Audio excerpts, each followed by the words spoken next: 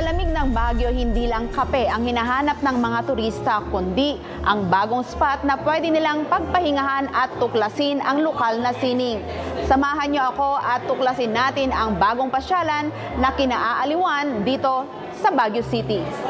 Sa harap ng tanyag na Wright Park, matatagpuan ang isang bagong accommodation spot na nag-aalok ng relax at local feel para sa mga bisita ng Baguio.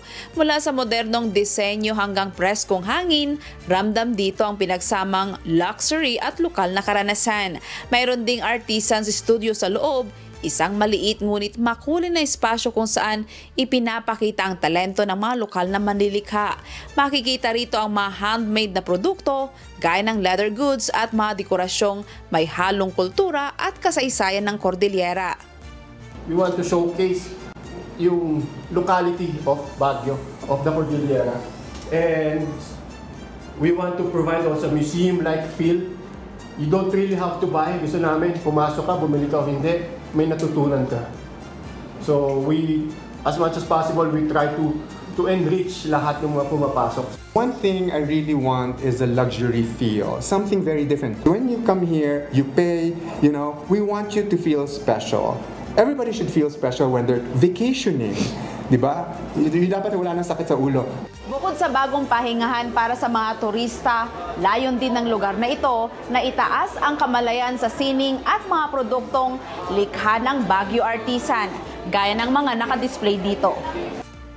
Tinatapatan ko yung ang nakumbida ko, prestigious na lugar, tatapatan ko yung dun sa work ko, yung quality na hindi mapahiya yung kumuha sa akin para mai-represent yung hotel nila, whatsoever. Ayun, ganun. Yun lang yung list din na ibibigay ko sa kanila kasi yun lang yung abot ng kakayahan ko eh. So, pinag-uusayang ko na lang at kung may magkagusto, masaya. Para naman sa mga mahilig kumain, may katabing restaurant ang lugar na tampok ang mga lutong Pinoy at ilang international favorite. Mula agahan hanggang hapunan, pwedeng-pwede rito ang pamilya, barkada o magkasintahan na gustong mag-chill sa gitna ng lamig ng Baguio. Our cuisine is a new Filipino with international fusion.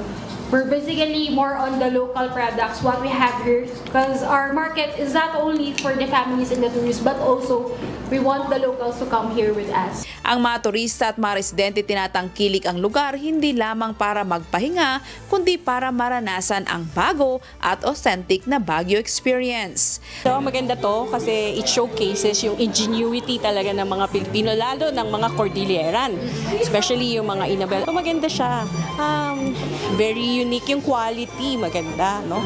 Hindi siya yung parang basta-basta. So we are supposed to be proud of this.